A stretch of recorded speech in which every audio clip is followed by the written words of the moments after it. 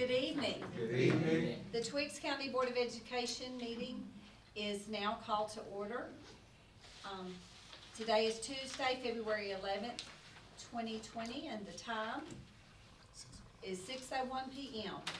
Please stand for the Pledge of Allegiance and a moment of silence. I pledge allegiance to the flag of the United States of America and to the republic for which it stands, one nation, under God, indivisible, with liberty and justice for all. Please join me in a moment of silence.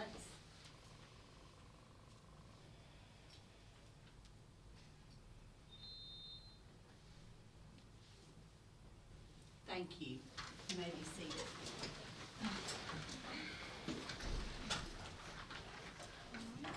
You see the agenda before you. Is there a motion to approve the agenda for tonight's meeting? The motion has been made by Ms. Stokes. Is there a second? Second. Seconded by Ms. Blackshear. Is there any discussion? All in favor for approving tonight's agenda, please raise your hand. That motion carries with our members present. We do have our vice chair, Mr. Rouse, present, our board member, Ms. Stokes, present, Ms. Blackshear present, and the chair, Joni Rainey, present. And so we have enough to continue on for our meeting this evening. Okay. You will look at the minutes of our January 28th, 2020 BOE work session. Is there a motion to approve those minutes?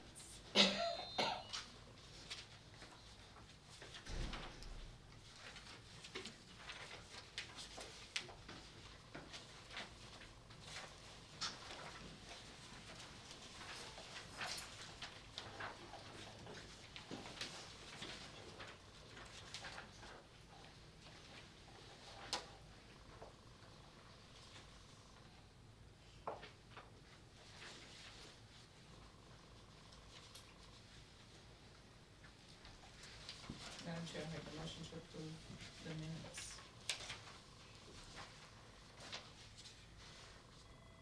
for January 28th, 2020. Okay, the motion has been made by Ms. Blackshear and seconded by Mr. Rouse to approve the minutes of our January 28th, 2020 meeting. Is there any discussion? All in favor, please raise your hand. That motion carries unanimously. And at this time, we're going to ask Ms. Blackshear if she will give us an ethics statement. Thank you. In accordance with regulations set forth by the Georgia Ethics Commission, it is the duty of every board member to avoid both conflict of interest and interest of such conflict. Does any board member have any non-conflict of interest? Madam Chair, we will proceed with our agenda. Thank you. And I don't see that anyone has signed up for any public participation this evening. Okay, so we do not have anyone who has signed up for public participation this evening. So we're going to move on to item 8 of our agenda. That's our superintendent's comments and announcements. Madam Chair, good afternoon to Mr. Vice Chair, fellow board members. It's a great day to be in Tweeds. Even though it's raining on the outside, it's still sunny in Tweeds. We're excited about on Thursday, we will be having Grandparents' Day at JES, and we have right at about 200 grandparents that we are expecting. It will be a breakfast brunch at JES, and it will be down in the gymnasium. We cannot accommodate them all in the cafeteria, so we will be in the gymnasium and do an activity with the grandparents. So we are excited about that on Thursday. So if you get a chance to drop in, we'll be glad to have you down in the gymnasium area on Thursday morning. We're also excited about the teaching and learning that's taking place as we're preparing for milestones in the course.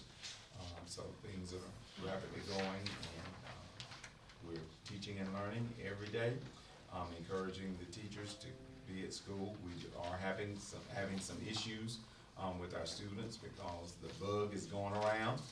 So we're encouraging our students to please wash their hands and to take all of the precautions that are necessary to do that. In light of that, I want to say that we are also encouraging our parents to help us as much as possible with encouraging their students to do the right thing at school for the right reasons, even when no one is watching, because we want our students to be at school every day.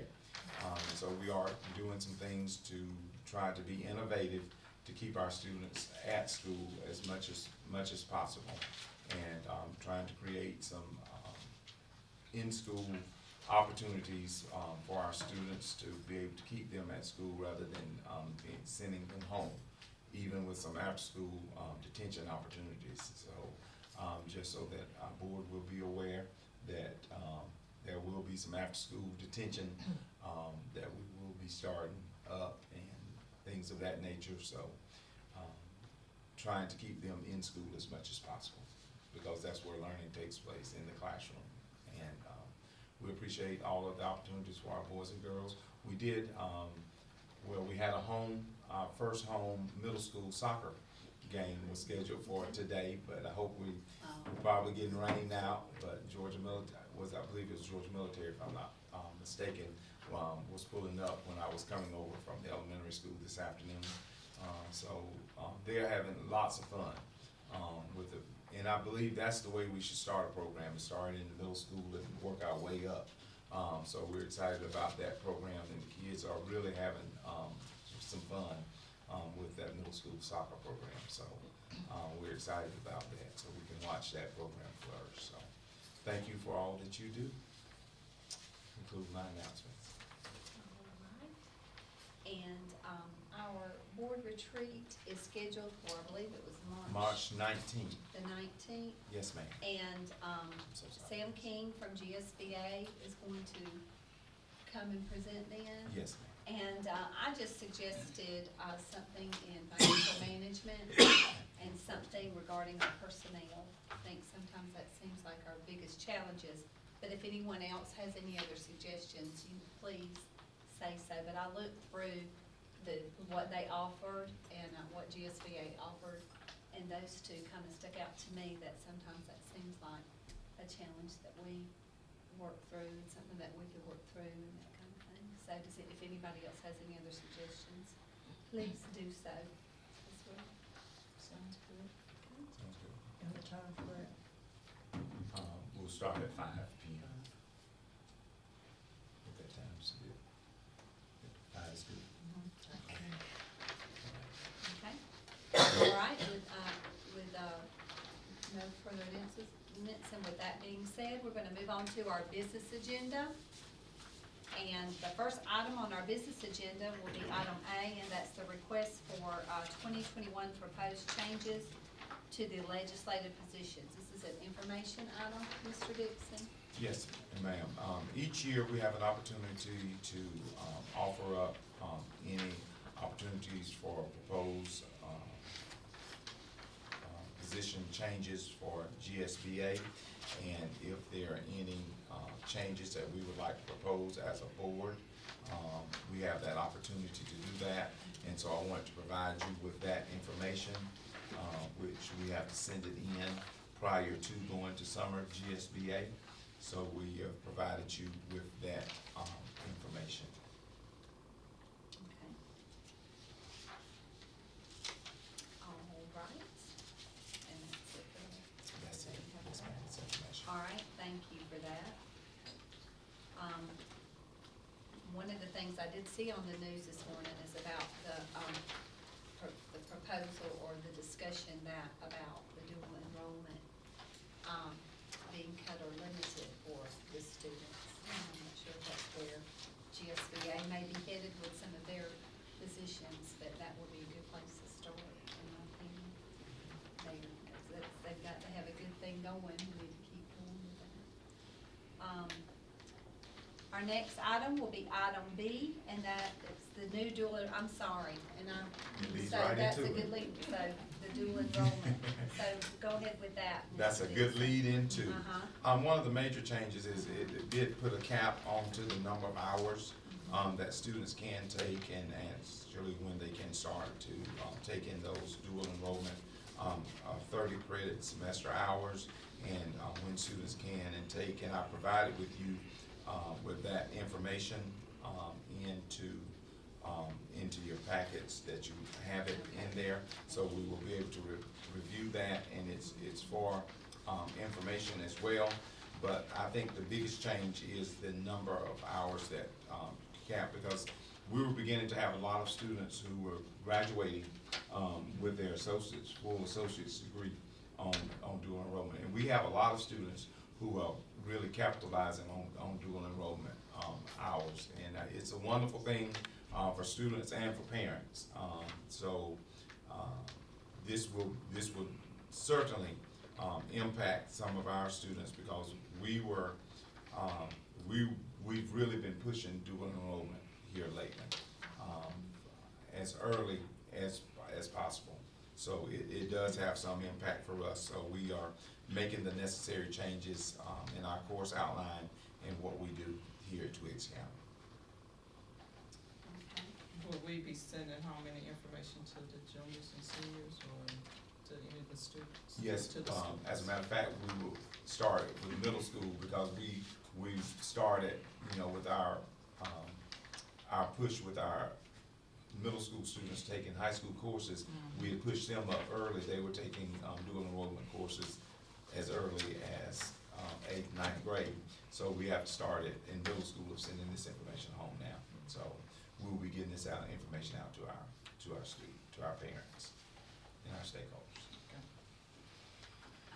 I looked twice this time, Mr. Dixon, to make sure it's not on our agenda too, but, one of the other changes that I've heard is just a little bit of, talk about the teacher retirement system.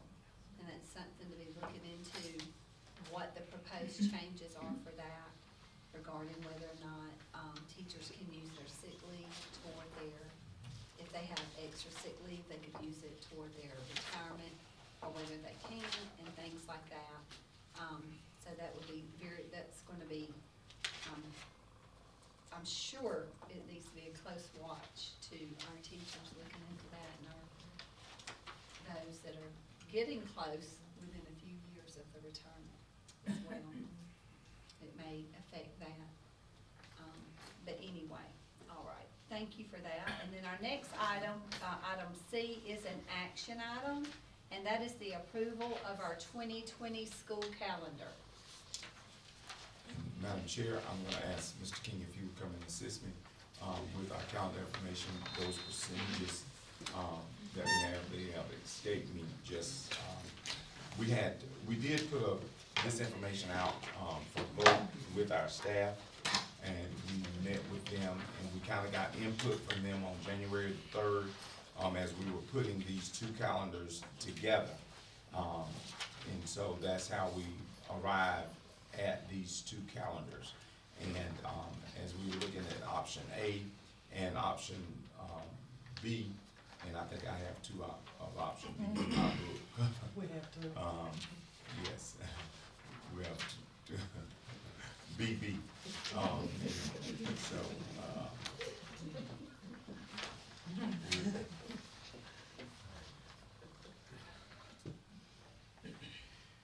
So we have option A is up on the screen, if we will look at option A. Mr. King, I'll let you talk. The option, with option A, 62.5% of our staff from our schools as well as our central office voted. We came out with 62.5% that was in favor of option A, and then about 37.5% was in favor of option B. Of the two calendars, one of the things that really stands out is option A, have the teachers coming back to work in July. Option B pushes it closer, have them coming back in August. The option A has a full week of fall break, which is what we're accustomed to. However, a lot of districts now are kind of slimming that week down and are going to just a couple days. So option B, you'll notice that it has only a couple days for fall break. We try to still protect that week for Thanksgiving, because a lot of people may go out of town and that thing. We don't want to hurt our teacher attendance there. One of the things that really stood out to the teachers was they wanted to ensure that we had a full 2 weeks for Christmas. So you're gonna see that on both options. Another thing of difference in May, it puts the students on option A. They will complete school May 21st, which is the 3rd week in May, versus what we're accustomed to being the last week of May. And one of the reasons that you're gonna see that is because of this year, May 31st ends on Memorial Day. So we needed to finish prior to June coming in, because for those people that may be retiring or those that don't need to work in the month of June, we had to keep that in mind. So as we look through the other districts, it was alarming that everybody was finishing before Memorial Day. And then it hit, everybody's trying to finish before June. So when we looked at surrounding counties like Bibb and Houston and Blakely and Lawrence County, we noticed that everybody completed their school before Memorial Day this year. We would normally take Memorial holiday, come back and work a few days for post-planning, but then that will push us over into the month of June. So really your only highlight of the two will be returning to school in July or August, and then that fall break. And like I said, option A was more favorable among the staff with 62%, and then 37.5% of option B. Are you looking at graduation being the same day for both calendars? Oh, well, both calendars, it shifts with graduation, because if we started school in July, the students will hit their 180 days. If the teachers came back in July, they will hit their 180 days May 21st. Okay, But if the teachers came back in August and we cut down that fall break, meaning we'll have more student days, they will have graduation being that following week, which is May 28th. okay. And it's May 22nd this time, so. May 22nd this time, and we're looking at May 21st or May 28th. So it'll be the 3rd Friday or the last Friday, and that last Friday is the Friday of Memorial Day weekend.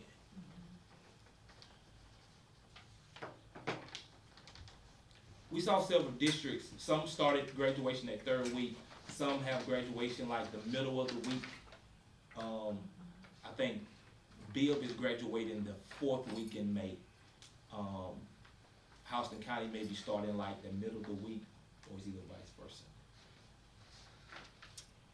I know during our last calendar, there were some days, built in that we have like this Friday, and maybe is it Thursday, some of these half days? Half days, okay, on both calendars, you'll notice they're yellow days, they're half Okay, days. I gotcha. They're half days, so I'm we sorry, did, I see no it. problem. Out So we of did, this I think we did the last day of school, of course. We did the day before Christmas holiday. That would- Um, I would say, put it right before that holiday. And some of the things that we tried to think about was, you know, as school administrators maybe want to celebrate their staff members before Christmas, they had the opportunity if they'll have that half day there. We will still be here all day, and they can still celebrate their staff, and it wouldn't interrupt the instructional time. You're gonna notice still in February, like we're doing now. And then in October and 11th, one of the things that the teachers pointed out when we met in January was when we have those half days, let's go ahead and kind of stay late and do family conference the same day. So what we do now is we did a half day, and then the next day we did family conference. But they said since the students are gonna go ahead and go home early, we go ahead and stay here till about 7 o'clock, give us opportunity to prepare for conference, get our things together, and then be ready to receive the parents when they come that afternoon. So if you notice, October the 8th and February the 11th are both gonna be, Those days. they're gonna be parent conference Parent days. conference. Even though the students leave at 11:30, we'll stay, have lunch, get prepared for the conferences, and one of the things that the teachers brought out during the meeting was, don't have it just scheduled from 5 to 7. Go ahead and once the teachers eat lunch, open it up from like 12 to 7, so that parents can come. They may be going to work at night and they miss them. So that was one of the things so we kept it on the half day, but made a longer window for parent conference. And that's gonna be on both options. They just started. And it will be, That is good. the calendar will be 2021 rather than 2020. Right. So that's something that we need to catch and correct. Yeah. Ms. Stokes? Does this go along with Bibb County's calendar? Nurse? Not necessarily, We do have students that goes, up there too. if you, option B, Oh, yeah. option B, Bibb County is starting school August the 10th. August the 10th kinda looks like Bibb, but one thing we had to be careful, Bibb was not going a 480 days. They cut back. Right, they're not going 480 days next year. So that was something that we noticed on their calendar. So their start date is August the 10th. Our option B is August the 10th as well. And that was the only way so that we can keep that open house on a Saturday, because that was our biggest turnout. Yeah, option A. No, both of them on Saturdays. Both of them on We kept both of them on Saturdays. That was something that they said the parents really enjoyed, keeping them both on Saturdays.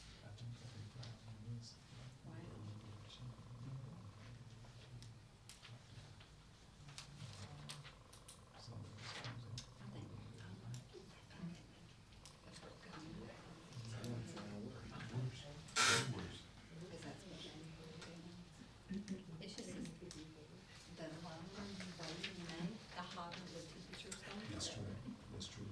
And so if you could go ahead and have that graduation on the 21st, I know it's only 1 week, But it does make a difference but on it's electric just- bills and everything. well, and yeah, you're keeping, yeah. And with their early graduation, one of the things we also thought about was for students that may be going right into summer school, like in colleges, they have a little 2 window, normally a 2-week break before they have to run right to college. So some students graduate and start, summer school at their college. So Mhm. that was That another gives thing a that stood little out on bit. the option A. One of the things that I do like about both calendars is that teachers had input this time. One of the other things that we did have from our stakeholders that I think that we can consider going forward is that a stakeholder did ask that if we could start looking at maybe a 2-year calendar rather than a 1-year calendar. That was, brought up in a community meeting that we were at.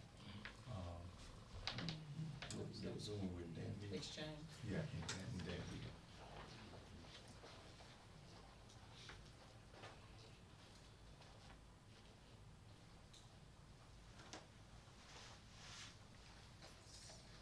All right, Mr. Dixon, what's your recommendation? Madam Chair, my recommendation would be to go with the calendar, that we had, stakeholder input into, and, 62% of our teachers, had an opportunity to look at and vote for, and I believe that would be option A. That we would go with, option A as our recommendation for our 2021 calendar. You've heard the presentation and you've heard our superintendent's recommendation. Is there a motion to approve option A for our school calendar for 2020-2021? Madam Chair, I make the motion to accept and approve for the 2021 calendar. Okay. Motion's been made by Ms. Blackshear. Is there a second? Seconded by Ms. Stokes. Is there any further discussion? Okay. All in favor for approving the school calendar for 2020-2021? Option A. Option A, please raise your hand. Thank you. All right, that motion carries unanimously. Thank you for that presentation, and thank you for your work.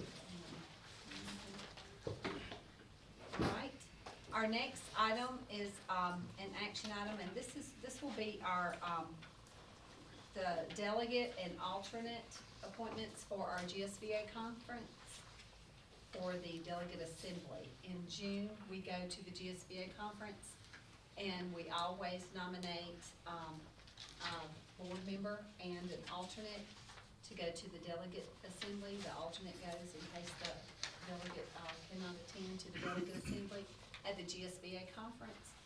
So do we have any do we have any nominations for that? I nominate Shirley Stokes to be the delegate. Okay, All right. I second the motion. Mhm. And, so Ms. Stokes, you'd be glad to do that, right? Okay. Nice, William. All right, and what about, an alternate? That's just, Teresa Glacier. Okay. All right. All right, so, you accept I Ms. do that. Blackshear, that's great. All right, so the motion's been made for, Ms. Shirley Stokes to be our delegate for the GSBA Conference Delegate Assembly, and Ms. Blackshear to be the alternate, should Ms. Stokes not be able to attend. Not want to attend, but just not be able to attend. I have to write down what constitutes you not being able to. Okay, all in favor, please raise your hand. That motion passes unanimously. Thank you for that. Thank you for saying that you will do that. That's good. And it's always very interesting to go to that, go to our delegate assembly. And it looks like there are gonna be quite a few things to be talking about, because they always talk about what has passed in the state and everything that has come up. Okay, our last item for our business agenda is an action item, and that will be our district request.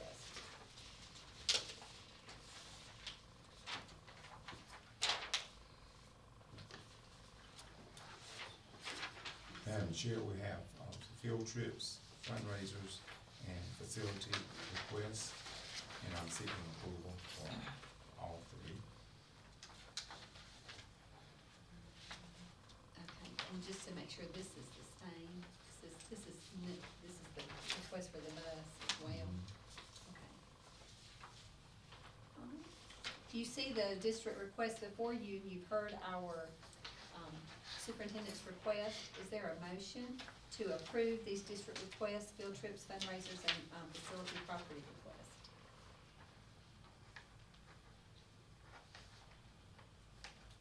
Madam Chair, I make the motion to approve all three, the field trip, fundraiser, and the facility and property request.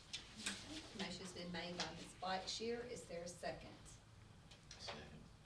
Seconded by Mr. Rouse. Is there any discussion? Okay. All in favor, please raise your hand. That motion carries unanimously. And at this time, I entertain a motion to enter into executive session for personnel matters. I'll make that motion. Motion's been made by Ms. Stokes. Is there a second? Seconded by Mr. Rouse. All in favor, please raise your hand. That motion carries unanimously. And we shall adjourn.